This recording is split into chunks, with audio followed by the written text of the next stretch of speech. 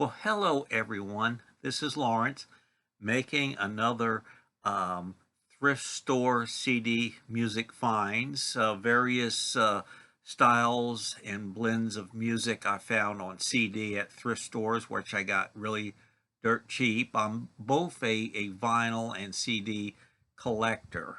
Um, with albums, vinyl. They call it vinyl. I call it albums.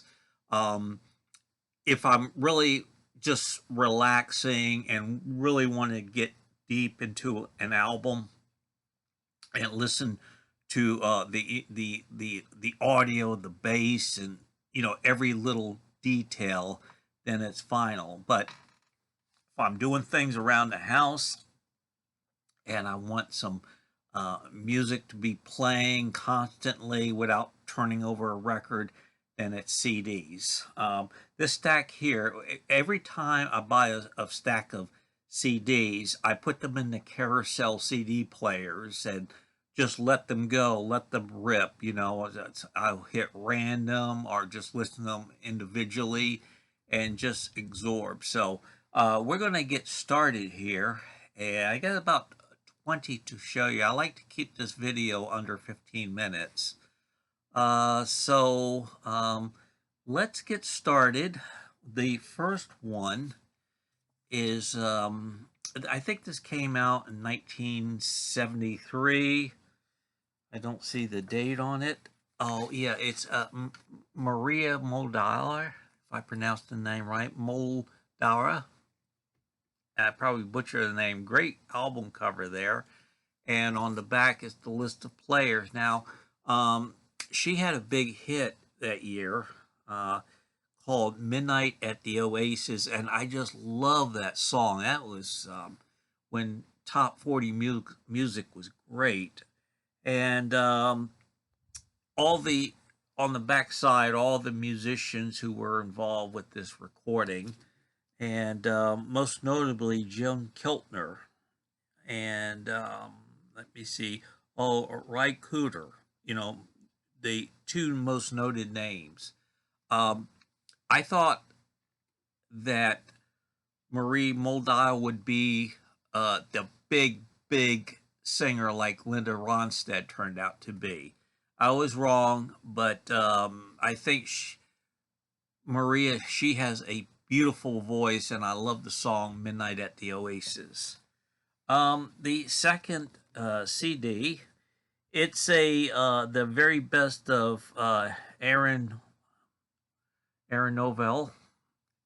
I probably mispronounced the name right. Novell, a soul R&B singer, and of course he has the brothers who formed a great band into their own right, the Novell Brothers. But I have Aaron here, and talking to Linda about Linda Ronstadt, they had a big hit together. I'm not a big fan of Aaron's, past music, but after hearing this collection of his best known songs, or his best work, I may try to pick up some more CDs of his.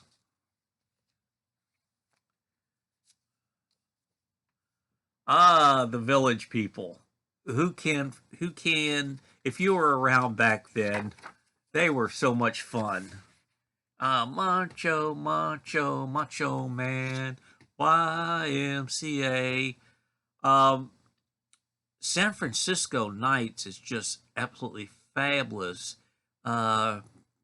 Key West, In the Navy, Go West, YMCA. I just took them for a novelty, kind of a joke act back in the day, although I liked their music, and I even liked disco a lot back then. Although I was a rock and roller, I wasn't one of these, oh, disco sucks. I think there's room for everything. But when I really got to listen to this, I say, these as singers, they're almost as good as the Four Tops. Matter of fact, are the Temptations. They should have covered one of their songs to show what really vocal chops they had that, were good enough to do one of the great songs. But all the hits on here and all the tracks are just great. I'm glad I found this. It's just a lot of fun.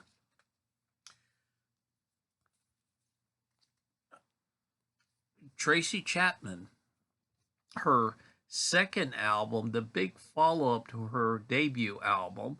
And this one wasn't quite as successful. It's Crossroads, it's called. Okay. I mean, she was following up a big album, but this is pretty good. I've always liked her albums, very serious songwriter. And when she came out with Fast Car in that first album, um, the 80s are known for, fluff, synth pop and all that. Not, nothing really, really, really deep, but I have a tendency to disagree with that. But um, Tracy Chapman came along, with Fast Car and music that had a social commentary message to it. So that was kind of a nice return. Um, Live album, a great live album by Eric Clapton. And if you're looking for a good live album by him, this is it. There's, many, but this was, I think, was the follow up to uh, um, Ocean Boulevard, 360. I think it's the title, Ocean Boulevard, which was my dive into Eric Clapton because I was a teenager then, and I wasn't, except for what was played on a radio. Um, I wasn't familiar with his music till Ocean Boulevard came out, and it's kind of odd to release a live album after a successful studio album, but that's what he did. So this is great. Another guitarist I was never really big into. Um, Eric Johnson, but he's very well respected and noted musician, guitarist. And this one has the his most noted song, Cliffs of Dover, booklet and everything. Um,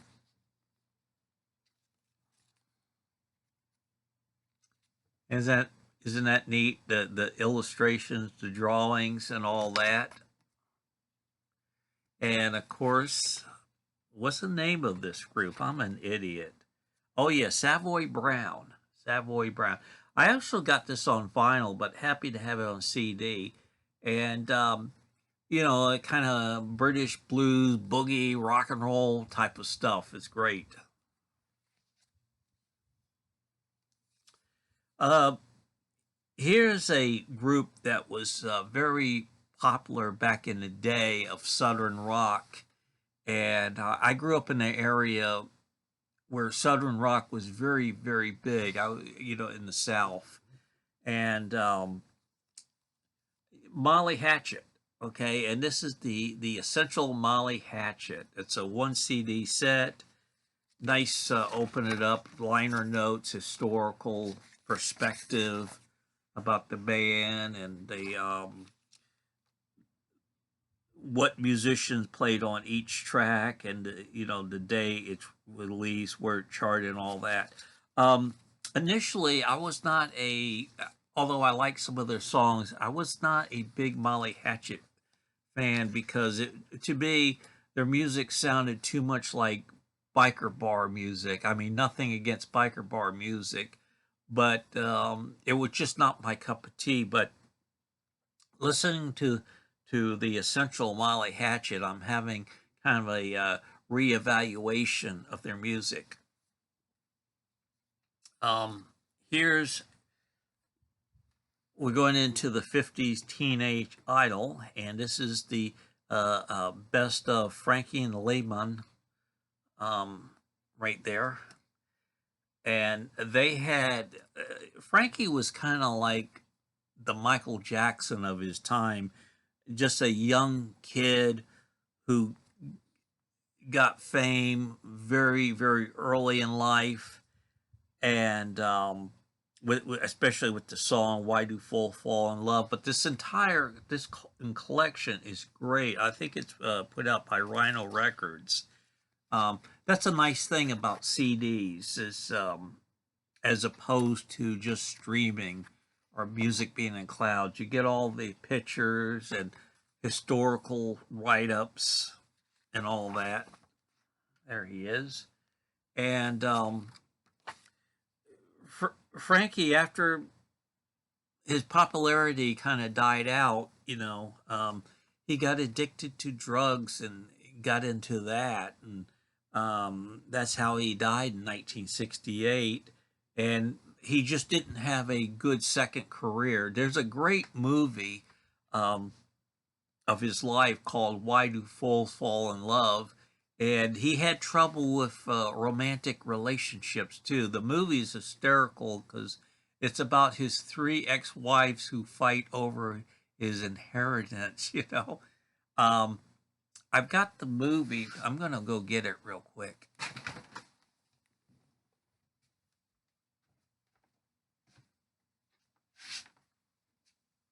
Here it is. Sorry, I thought I had it on my stand here, but if you get a chance, check this movie out. It's great, and the actor who plays Frankie is just magnificent. Okay, that came out maybe about 8 years ago. Where am I? I'm right here. I'm on planet Earth. This is cool. This is a Japanese import and very just one gatefold there with all the information written in Japanese, I guess. And this is a collection of the Dave Clark Five and Peter and Gordon's their best known songs right there, and looks to be about 20 something songs, split up between the two artists. Uh, Frank Sinatra, how do you say that? Ring a ding ding, right there. This is his first album when he established the Reprise label, and this is very good. It's like Frank in his prime. He was just coming off of that 1950s Capitol album period, which was a big revival from him. And this is just fun. Um, this is a reissue with extended liner notes, and what I took notice is Frank's always wearing a suit in the studio, and you would think when you're recording music in the studio you can dress down, but no, he was very professional, and there he is. And there's a number of bonus tracks on here, and one of the bonus tracks is where he's singing a little bit, he stops the music, and he said no, that timing is off right there, and it he was talking about beats and bars, so he knew how to read music and knew what sounded right. Okay, we're coming to the end here. Another illustration album. Um, Janis Joplin, the big holding, a Big Brother and holding company. Cheap Thrills, another illustration right there. This is their debut album where she got signed to Columbia Records along with the Big Brother and holding company. And Big Brother never got the recognition they deserve. I guess primarily when you have a superstar like Janis in the band, the attention is on her. And this is a reissue with great liner notes and pictures, and you could just sit down and read all the details that went into these recordings and releases. And there's also some bonus tracks on here. Um, Jimi Hendrix. This is a Electric Ladyland reissue, the Jimi Hendrix Experience. Again, great. These reissues, I mean, they always talk about remastering and all that, but when they go in and write about the music, the process, and everything, that's always interesting. And this is another Jimi Hendrix reissue. It's a 2-disc set right here of his first album, Are You Experience? And it has the booklet inside, but this is cool because it has not only the album but a DVD of that era, that time. I guess it's Jimi Hendrix.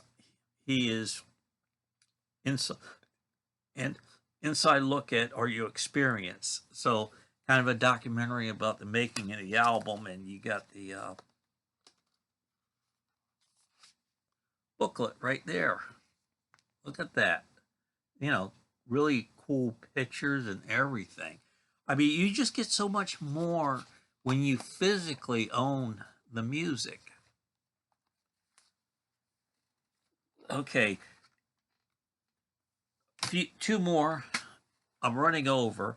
This is a Columbia release, 2-disc set, 29 songs on one disc and 26 on the other. The legendary Paul Revere and the Raiders. How cool is that? And you get the booklet as well. With the pictures and texts. And check that out. That is so cool. Okay. The last one is a Paul McCartney released 1989, Flowers in the Dirt. Now, this album came out just prior to his first world tour in some time, and he wanted to make a really good, solid album because his two previous studio albums, Tug of War and Press to Play, did not do well, and they were okay efforts, very kind of disappointing to the follow-up of Tug of War, but this is excellent. Of course, his collaborator, he brought in Elvis Costello to collaborate on some of the songs, and they say Elvis would bring a bit of an edge to the song, which he did. And while Paul McCartney is on my list of I buy their music the first day it comes out whenever they release a CD or an album. So I already had this, but I saw it at the thrift store and I got it because it's a later reissue with 3 bonus tracks at the very end. Back of My Feet, Flying to My Home, which was the flip side to, I think, My Brave Face, and Loveliest Thing. So I went ahead and got this because although I had already had the CD because of the bonus tracks. Okay, we're at 18 minutes, going on 19, so I'm going to wrap things up. Ran a little over. So I wanted to show off the CDs before putting them in the collection, and I'll be making more thrift store music CDs, and I want to expand onto the DVDs I've been finding at thrift stores. I mean, people are getting rid of their media, and I'm coming along behind them and buying it. I mean, I have a lot of CDs prior to buying thrift store CDs, but since people are just dumping them off, I'll come and buy them up at thrift stores really cheap. So I've given them a good home. Thank you for watching, and I want to wish everyone a good evening. Please consider subscribing to my channel. Please leave a brief message for me, what you think of these artists or these CDs, and that'll be cool. Thank you for watching, and have a great day. Bye-bye.